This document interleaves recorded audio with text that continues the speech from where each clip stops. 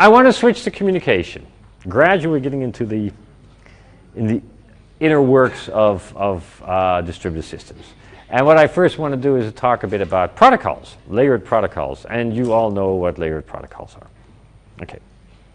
So I always tell people when I was still teaching computer networks, if I wake you up at 3 a.m., okay, and I always say that by itself is already a nightmare. But then I ask you, what is the OSI model? You say, oh, yes, and then and you mention the OSI model, okay? And it's actually important, despite the fact that the OSI model has not been fully implemented. But even from a middleware perspective, it's important. And you all know the OSI model. There you go. Okay. One way of explaining this is a simple way. The lowest two layers, they're hardware. Okay, so is there a, yeah, no, oh, tough luck from me. Okay, I wanted to see if there was an Ethernet piece of cable. That's, have you ever made your own Ethernet cables? Good. This is always also a suggestion, make your own Ethernet cables. It's a total waste of time, yeah, it doesn't matter, but it's kind of fun. Then you'll notice that you'll instantly understand that it's twisted pair, that has these colors, there's coding on it, whatnot, and then you may think, why this, okay?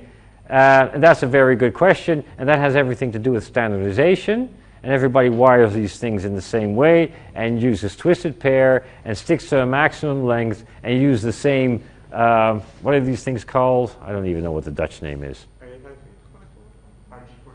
RG45, thank you, but it has a name. This is by value, but it also it will pop up. Those things have been standardized, and when you define those part of the protocols, that's at the physical layer. The data link layer is that thing where you put this cable into. That's a piece of hardware on your motherboard, or sometimes it's even a separate board. That's the data link layer. And what the data link layer does, it makes sure that you can, the most important thing I always claim is it makes sure that you can have bunches of bits where you can detect or correct bits that have not correctly made it to the end. So you have to realize if you would have an infinite stream of bits, it is impossible to discover when something went wrong. If you don't understand why, just start thinking about this or grabbing a book on computer networks. An infinite number of bits, it is impossible to discover that a bit shouldn't be there. Not entirely, but there. Oh shit! Why did I say that? There are tricks that you can apply, but it has to do with coding again. What you do in the data link layer is you frame a number of bits, then you can add a number of bits, and with the added bits, you can actually do error detection and error correction. Okay, and that's basically what happens at the data link layer, along with agreements on how fast can I blast my bits to you and vice versa. That's all hardware. Yes? Could you give a few examples for protocols? The data link, Ethernet. That's the canonical example. Ethernet is actually a bit of a weird example because it's a protocol specification that is specified at the data link layer, but it also has specifications that go down into the physical layer. For example, the length of your maximum length of a cable. This is for the old Ethernet. And there are Ethernet 10 and 100 and megabits per second and 1,000 megabits per second, and they're now way up to 10. Also specified for Ethernet. But the most important thing about Ethernet is that you specify that it is essentially a so-called CSMA protocol. Okay, but Ethernet is the canonical example. Another example are the wireless Ethernet protocols, the 802.11, right? 802.11, A, B, N, G, whatever. That's all data link. Okay? Then to simplify things a bit, the next two layers are software layers. And this is not a golden rule. Software can be directly mapped into hardware, but just to keep it simple, that's the software stuff, and it's the software stuff that handles the networking. Network layer has the routing and congestion protocols. So how do you get a message from A to B? Okay, within an autonomous system or across the internet, that's all defined in the network layer. And the transport layer is a very important layer. It contains the implementation of TCP and UDP, to keep it simple. And I always claim that the transport layer contains all the stuff that was not taken into account in the network layer. Where the network layer is implemented across many different machines, notably routers in the internet, the transport layer is implemented on your machine. You know, it provides you the most fundamental interface to network programming, and that interface is called sockets. We'll get to sockets later on. Now, in the OSI model, they didn't really know what to do with the session and the presentation layer. Notably the session layer. They came up with all kinds of stuff. From a middleware perspective, this is where middleware is. Let's take a transaction. A transaction is a session. You know, you start your session, called a transaction, you do a lot of stuff, and you close your session or end your transaction. So I would argue that the session layer contains, for example, protocols which can be completely standardized on how you do transactions. If you take a look at the Java library, it has standard frameworks for doing transactions. And I will be explaining two-phase commit in Chapter 8, and you'll notice that I will describe this in a completely application-independent way, which suggests that you can actually implement this as a framework or a protocol in the middleware. And then you have to fill in the data, and then you have your protocol being executed. The presentation layer, they didn't also know exactly what to do with it, but we'll be talking extensively about the presentation layer when I talk about remote procedure calls. In the presentation layer, you make sure that your data is represented in a network-independent way, such that the client and the server both will be talking about the same data.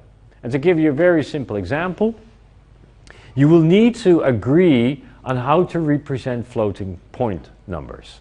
Okay? If you do not agree on that, in the end you'll just be pushing bits over the wire, right?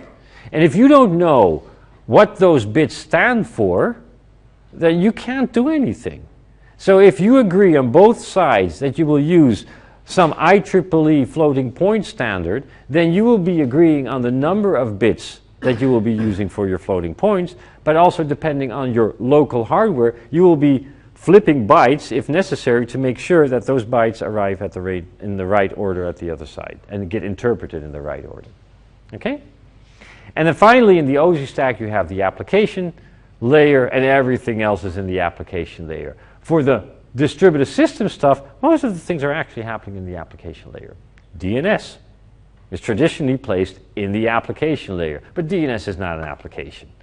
It's a middleware function. Okay? And there are other examples that we'll be discussing.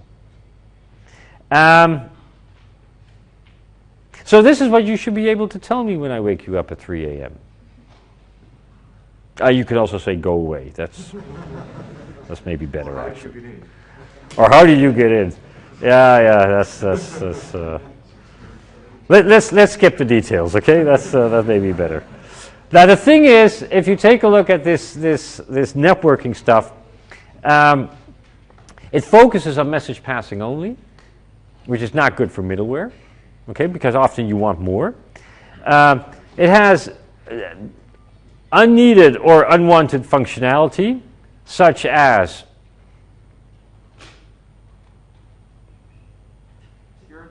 security.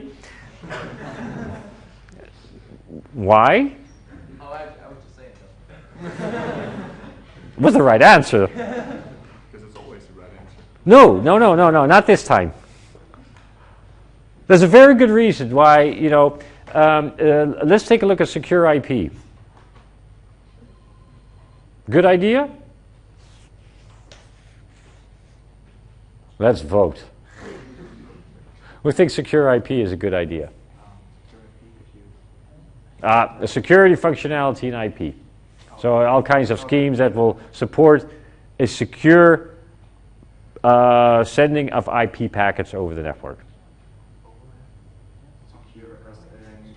Securing the content or Whatever you want. Whatever you want. Is it a good idea? Important is defined in the networking layer. Okay? Who think it's a good idea? Let me see some hands. I'm not going to vote. And and the answer will be yes or no, both are good. Who says yes, it's a good idea? Who says no, it's not a good idea? There are too many people who don't have an opinion. Okay, I'll buy this again this time, but I don't think it's a good idea. Why would it be a good idea to have secure IP? Okay, so the argument here, so I have to repeat your trust. Okay, I don't like trusting something that somebody else actually implemented. To make it more accurate, I don't want to rely on having to trust something that is offered to me. That is offered And that may change. Okay, so both votes are good. Okay, there are reasons why it's actually good to have security mechanisms implemented in the lower layer, because then at least you don't have to worry about it. And watch out, we make use of this all the time. You know, when you decide to use SSH, in essence, you are trusting an implementation to do what it's supposed to do. And you do this because some people have made this efficient, have made it workable, it's convenient, but you're absolutely right, you need to put your trust into this. And putting your trust into something may be asking a bit too much. So for example, the military don't trust anybody. And often for a good reason, okay? Because they have their own protocols and they will implement security at the application layer. And actually for their applications. Getting to something is what is known as end-to-end security. And basically what you do is you say, I'm not going to trust anything that I'm going to make use of. Instead, I will just implement my own security schemes because that prevents me relying on anything that is being offered to me, except basic communication facilities. Which is okay, but it may be cumbersome because then you have to come up with your own stuff. And this is the reason why, you know, it's in between. If it's enforced upon you, what you suggested, then that's really bad. You know, so it should at least be implemented as a mechanism that you can switch off if you don't need it, because otherwise you'll just pay for performance. Don't underestimate the performance you have to pay for secure connections. If any of you ever get into doing some systems research, you should just, for the fun of it, measure how many milliseconds it takes to do encryption or decryption, depending on the schemes. It adds up. Yes? There is a CRC check in the data link layer, so there is some kind of security. What's a CRC check? Yeah, well, what is it used for in the data link layer? Check the Well, is it actually? I like the suggestion. Actually, we're moving on into a statement that I will make into chapter 8. But what is the CRC for in the data link layer? Data validation, exactly. Integrity. Okay. You want to check if the bits are the ones that you actually expected. If they're not, something has gone wrong. With the CRC, flipped bits can still go undetected. It depends on the relationship between the CRC and the data link. That's more for integrity. But you could argue that integrity is actually a security issue. Okay? And what I will be arguing in chapter 8 is that if you take a look at dependability issues, then it will become very difficult to draw a very hard line between dependability and security. And my claim is that if you cannot guarantee, for example, that information can only be disclosed to authorized entities, then, hey, you're having a non-dependable system. And others would say, then you're having a non-secure system. My claim is they're almost the same. we'll get back to that when I get to chapter 8. My God, that was... Oh, what does it mean it violates access transparency? That's an easy one. Any socket programmers in the room? No? 2? Oh, come on, show me the hands. Some people... Okay, some. All of you should be able to answer this question. Doesn't it depend on the layer where you apply security? No, forget about security. Okay, we're done with security for maybe not for today, for the slide. When you use sockets, what's in the send call? Sorry? What's in the send call? You have to do a couple of things before you can use sockets. Socket descriptor, binding, address, bye-bye location transparency, that's it, okay? So it violates all of these basic things of access transparency. You need to know where you've encoded your data, and there's no access transparency whatsoever, okay? So it violates those things. Good, I already explained this, so I can skip this. Transport layer, I explained. That's a bit, sometimes the problem with these slides. I explain the slide itself, but then afterwards you have all the slides with the explanation. Okay. Now, if we have all this, we get into the middleware layer.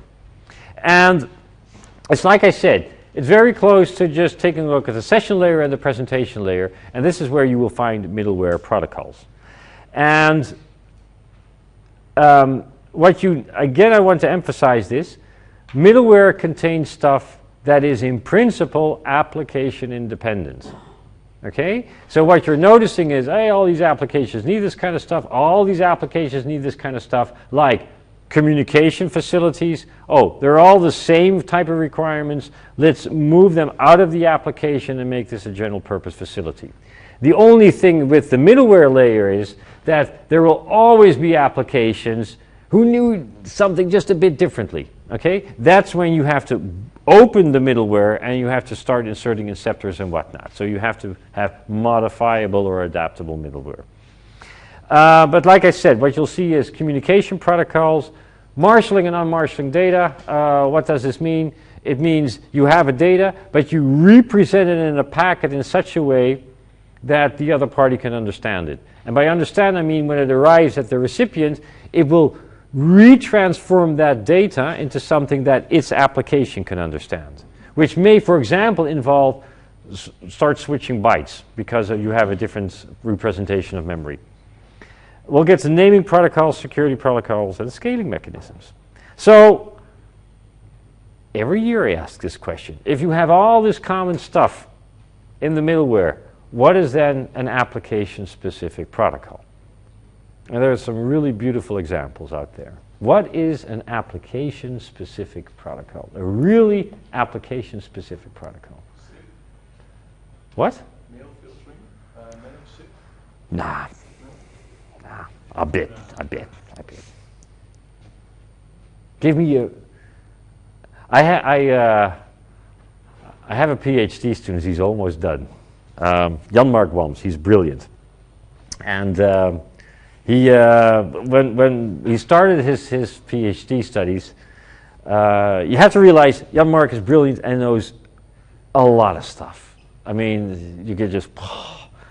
You're blasted away, okay? But when you start reasoning with him, or you get into an argument, in the discussion, he always throws 29 reasons why you should do A. Well, I'm a bit older than Jan-Mark, and I can't handle 29 reasons anymore. I need one, okay? And I didn't do anything for his whole research except teach him, Jan-Mark, you win a discussion if you can come up with only one compelling reason to do A. And I'm sorry, I can only handle one reason at a time. So anytime you throw something at me, it has to be only one compelling reason. And if you did not convince me, sorry, tough luck for you. So give me one compelling application level protocol. Video display? No. What? I didn't hear this? Oh, okay.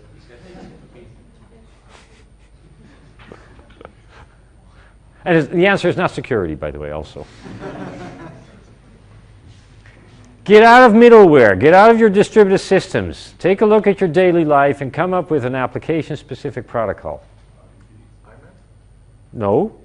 I said get out of your middleware. Get out of your get out of distributed systems and take a look at an application. Which one? An API.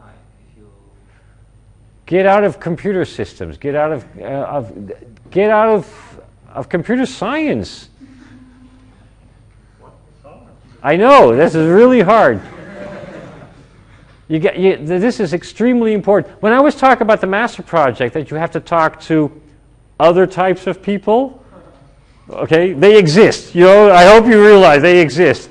Think in somebody else's world. Yes. Send and receiving it. No, you're teasing me. Come on. Yes. Protocols in multiplayer games?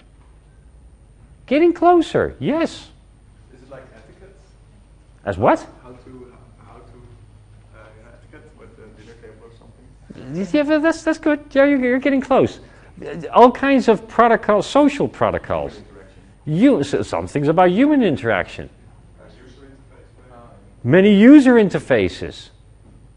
I always give the example, and which is actually not also a very good one, of an ATM. How do you get your money from an automatic teller machine? Well, you know, you walk to the machine, you put in the card, you type in your PIN code, and I always say, well, they changed this thing a couple of years ago because what they first did was they threw out the money, and then you walked away and your card was still there. Now you're forced to take out the card and then take the money. Yes? Just the semantics of the application or parts of the application that may communicate. Well, so this is a general remark. This is good, okay? But you have to really think on what kind of applications are out there. There are more than just computer science applications. I'll give you also some food for thought. Many of you have often see a hospital on the inside, okay? And what you notice is most of these people operate according to handbooks or protocols, right? Think about the interaction between the automated part of those protocols and what those people are doing. And I have a very nice example that a student of mine was working on a couple of years ago where they had to change, they had to repair, I don't know what the English word is, segments in railroad tracks. Now these segments are huge, and what they normally did was they took these big shunts and they would short circuit a segment. And a short circuit means, hey, nothing can happen. There's no way that a train can actually pass over that segment. They wanted to automate that using electrical switches, electrical shunts, and cell phones. And which in principle can be done, but you have to realize these segments are huge. They could be a kilometer or something like that. So you can't see the other side. And they were just coming up with a protocol in which they could use a mobile phone to make sure that over there was nothing fishy going on so that, you know, somebody could get killed. It was a very nice interaction where you saw that the protocol, application level protocol implemented in the system was going to make a number of steps, but the human being had to react to those steps. And if the reaction was wrong, nothing would happen.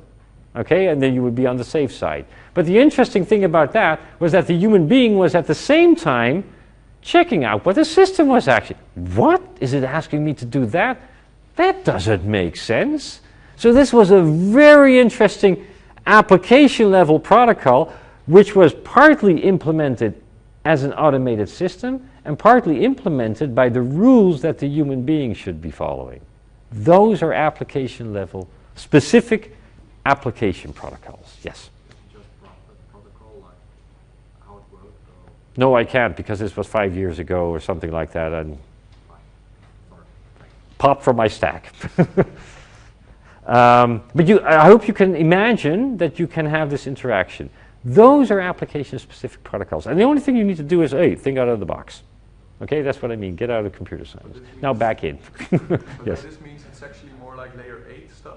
So the human stuff. 8, 9, 10, whatever you want. It's way up the normal OSI stack. Yeah, absolutely. But don't forget, many of us will actually be implementing those applications. Many of us will find a job not in the systems work, but in the application area. And HTTP will be the lowest level protocol that you'll be using. Okay? It will be your socket interface. And you build stuff on top of that. Okay. Where am I? Yes. Okay, I think this is actually an important slide. And remember we had a discussion on synchronous and asynchronous communication? Now you're going to get an answer what synchronous or asynchronous communication is. And actually I thought a long time about this picture. This shows you a client-server situation. You have the client over here. And what I'm interested in is the points where you can synchronize with the system, whatever the system may be. And the rule of the game is like this. You have your client executing like this. It sends a message over there to the server. The server does its work and sends a reply back. Okay?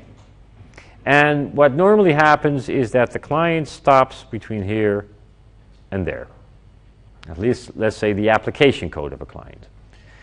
Now, if you take a look at communication in middleware, what you can do is you can store messages that have been sent by a client.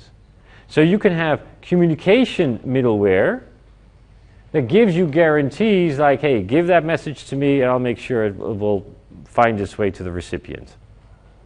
You could also not have that. Okay?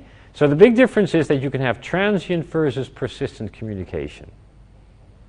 If you have transient communication, that means that the middleware is not going to store your messages, which means that the sender and the receiver will have to be up and running at the same time in order to make that message flow from the sender to the receiver. Got it? Has nothing to do yet with synchronous or asynchronous communication. This is what I call decoupling, and I always have to think decoupling in time. Okay? So with transient communication, the sender and receiver are coupled in time. At least if you want to guarantee that your messages come through. Now, what the middleware can do is tell you when it has picked up a message, or actually what the system can do. So here's a client sending a request, and it can get a acknowledgement in one way or another saying, okay, I got your message. Okay? What many people do is call asynchronous communication when you get this notification. This notification can often be very implicit. You call send as a normal call, and you return from that send with a flag indicating that it succeeded. Now, what does this success mean? It could mean that the operating system has picked up your message and stored it locally. Okay? Many of us call that asynchronous communication because after that, you really don't know what's going on. But it is a point of synchronization, returning from that call to send. In that case, this message, it's not really a message, it's an implicit notification comes from the operating system. Is that clear to everyone? What you could also do is actually send a message back when your message has made it to the other side.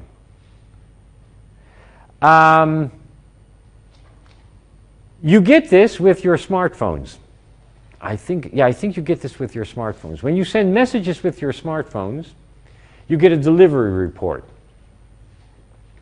I'm now betting, but I'm not quite sure, that this delivery report means that that message has, I want to say made it to the other side, but has at least been placed in the recipient's mailbox. Okay, recipient's receive box.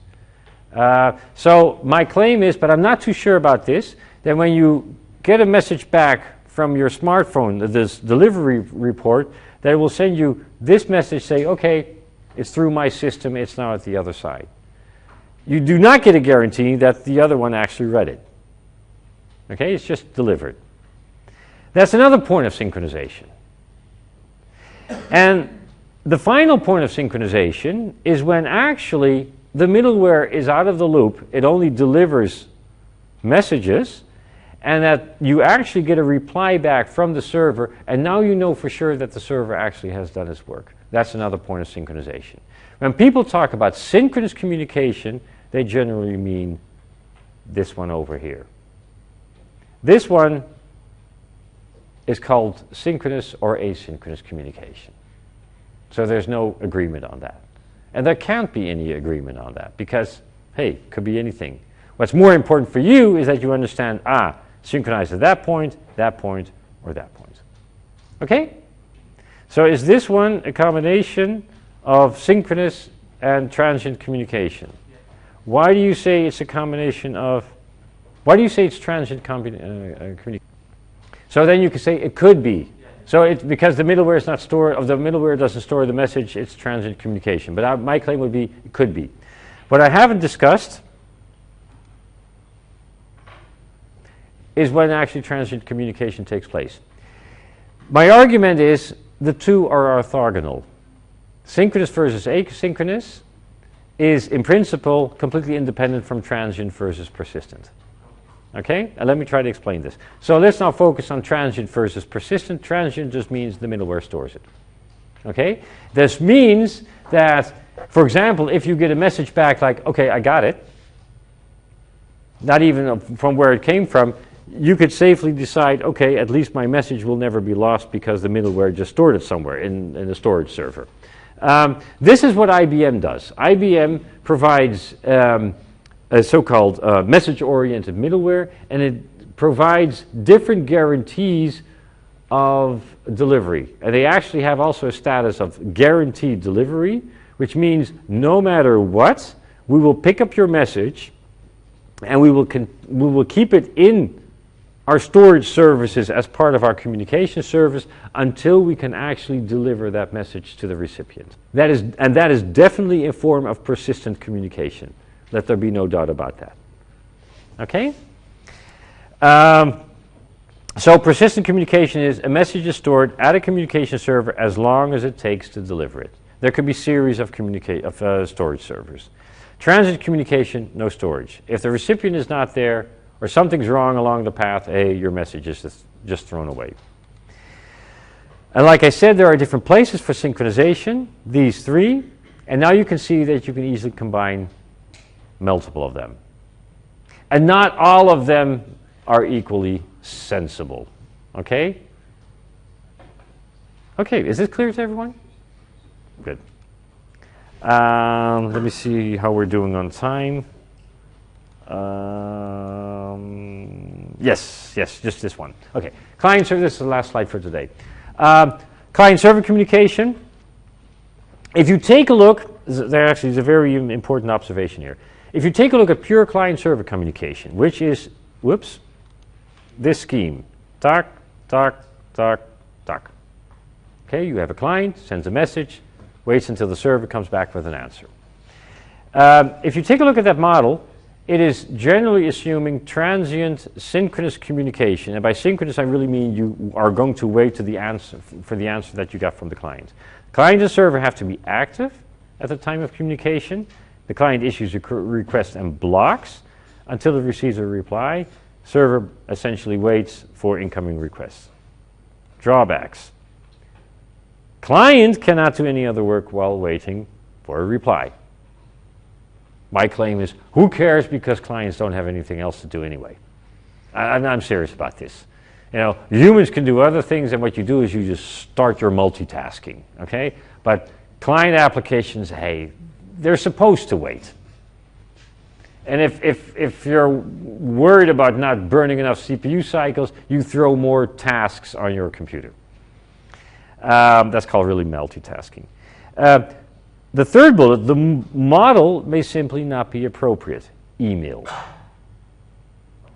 Although many people think that you should also instantly react to your email. Wrong, okay? It's an asynchronous model. So email is definitely doesn't fit the client-server stuff.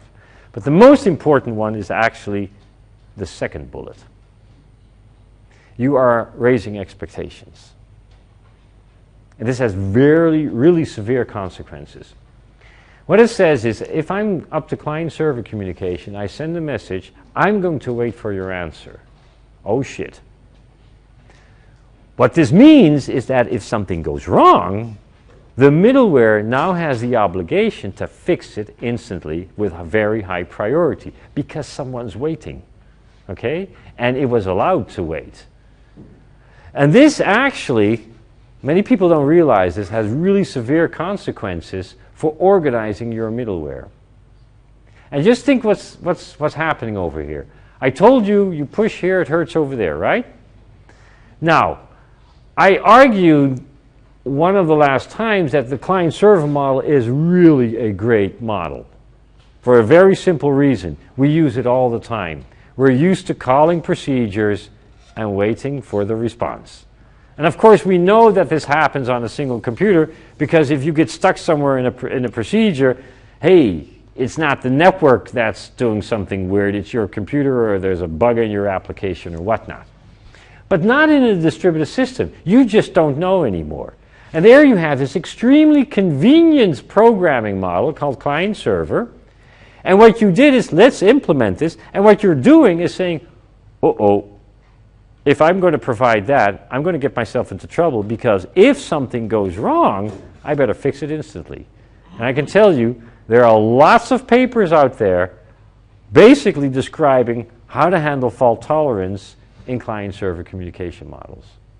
And many of the distributed systems work is actually built around that.